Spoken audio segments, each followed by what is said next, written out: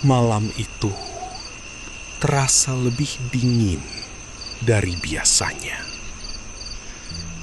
Kabut tipis menggantung di antara pepohonan bambu yang berderit pelan tertiup angin. Sebuah desa kecil di pinggiran kota, jauh dari keramaian, tampak sunyi. Hanya 1-2 lampu rumah yang masih menyala. Jam menunjukkan pukul 23.47. Di ujung desa berdiri sebuah rumah tua yang sudah lama ditinggalkan.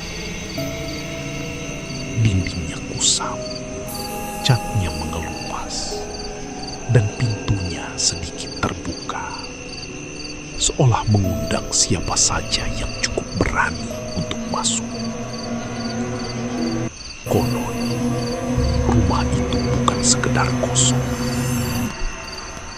Warga sekitar menyebutnya rumah yang belum selesai.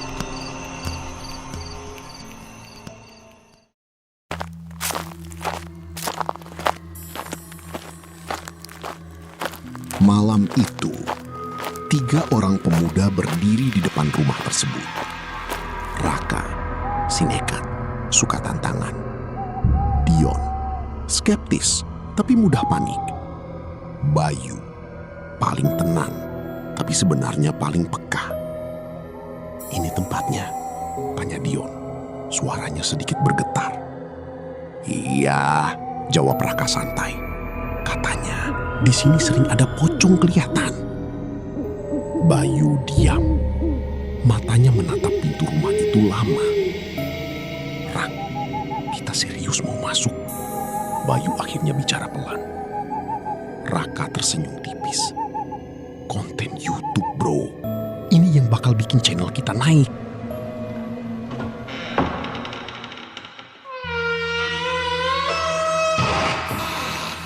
Angin tiba-tiba berhembus lebih kencang dan pintu rumah itu terbuka sedikit lebih lebar.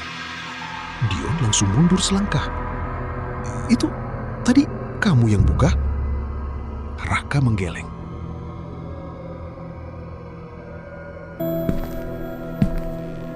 Mereka masuk.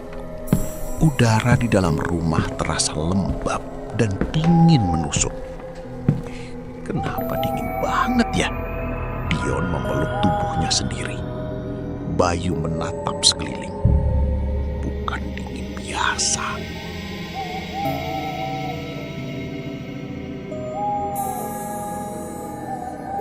Raka menyorotkan senter ke arah lorong panjang di dalam rumah. Di ujung lorong, seperti ada sesuatu berdiri. Putih. Diam. "Lu lihat itu?"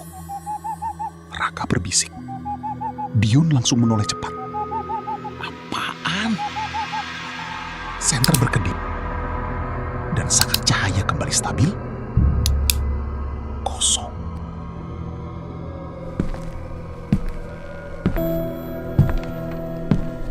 Mereka berjalan lebih dalam. Di sebuah ruangan, mereka menemukan sesuatu. Sebuah kain kafan tergeletak di lantai. Kotor dan seperti baru saja dipakai. Dion mundur. "Gue gak suka ini. Serius, gue gak suka ini." Bayu jongkok perlahan, memperhatikan kain itu. Ada yang aneh. "Apaan?" tanya Raka.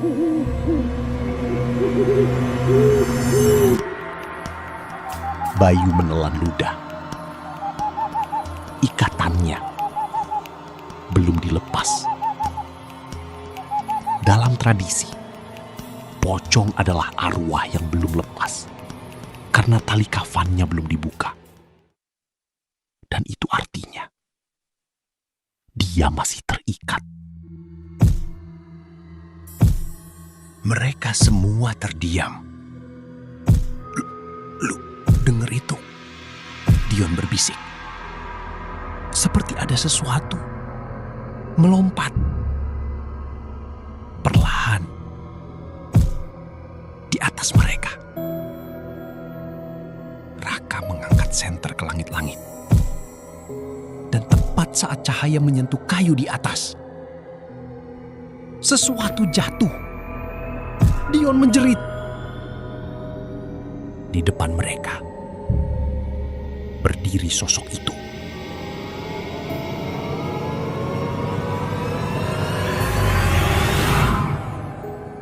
Pocong. Kainnya kotor. Wajahnya pucat. Matanya kosong. Tapi seperti menatap langsung ke arah mereka. Diam. Tidak bergerak. Hanya berdiri. Dion gemetar. Kita keluar sekarang. Sekarang. Raka masih mencoba berani. Ini cuma ilusi. Bayu tiba-tiba menarik tangan Raka. Jangan lihat matanya. Terlambat. Pocong itu meloncat. Dan tiba-tiba sudah lebih dekat. Mereka lari. Lorong yang tadi mereka lewati berubah.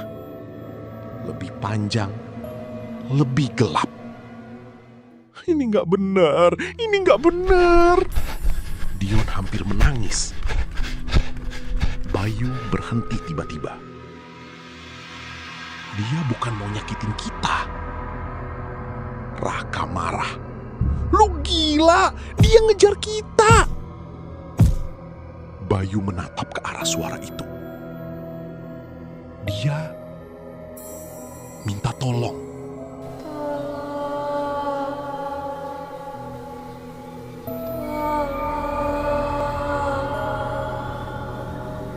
Pocong itu berhenti tepat beberapa meter dari mereka. Bayu mendekat perlahan. Dion berteriak. Bayu, jangan! Bayu gemetar, tapi tetap maju. Kalau kamu belum dilepas, kami bantu. Pocong itu diam, lalu perlahan menunduk.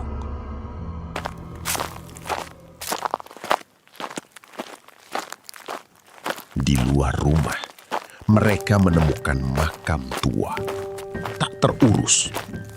Nama di batu nisan sudah hampir hilang. Ini dia, kata Bayu. Dengan tangan gemetar, mereka membuka ikatan kain kafan yang mereka temukan tadi. Angin tiba-tiba berhenti. Saat mereka kembali ke dalam rumah, pocong itu sudah tidak ada. Hanya tinggal kain putih tergeletak. Udara tidak lagi dingin. Rumah itu terasa kosong. Benar-benar kosong. Saat mereka keluar dari rumah, Dion berhenti. Bentar. Kenapa? Tanya Raka.